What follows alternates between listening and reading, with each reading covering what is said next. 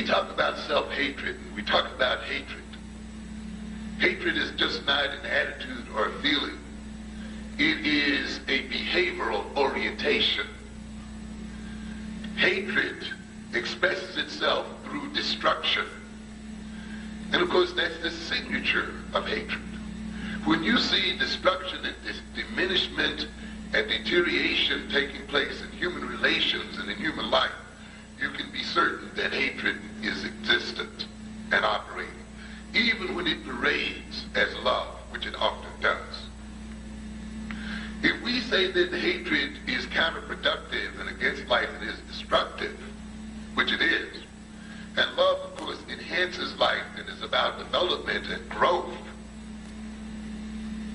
then hatred expresses itself in the world through destroying the world, through destroying its environment. Then think a minute. If hatred does that in terms of its environment and in terms of the world, what then must self-hatred do? Hatred does not stop its work simply because it is contained within the personality. It continues. If hatred strikes outside, because that is its nature, then when it is lodged within the personality, it still strikes its host. In other words, then, an individual who is caught up in self-hatred is also caught up in self-destruction. They are simultaneously the same thing. And if you internalize racism, as too many of us have, and we internalize racism from a people who hate, then we come to hate ourselves, then we come to do the work of those people. We actually commit suicide and death in service of whites. If whites wish for us to die and do not wish to kill us directly as they do, we will also help them by engaging in self-hatred activities. And this is what self-hatred is. In other words, we literally make ourselves sick because they want us to be sick. When we take in their attitudes do the work inside of our bodies and inside of our minds.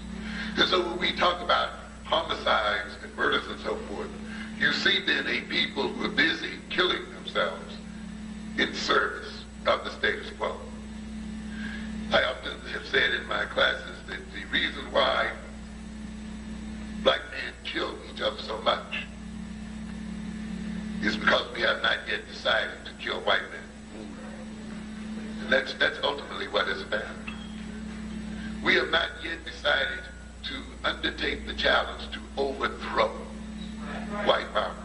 Right. Yeah.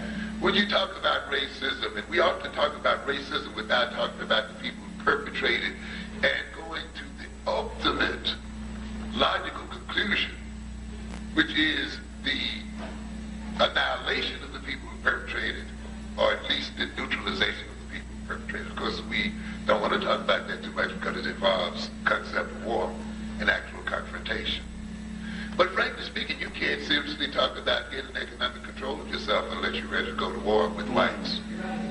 You may as well face that reality. Maybe that's the reason why we've stayed away from economics for so long. But if we don't then deal with economics, then we have to deal with our own self-destruction. If we don't decide to kill the white man by various other ways, we are going to kill ourselves. This is a part of what we call loving the aggressor in a way that's self-destructive. Where the individual, because he is afraid to attack his source of frustration, attacks himself or attacks an innocent target. We then must recognize that we are destroying our lives because we haven't decided, as George Scott, when he was playing the part of Patton, said, it's not so much, in essence,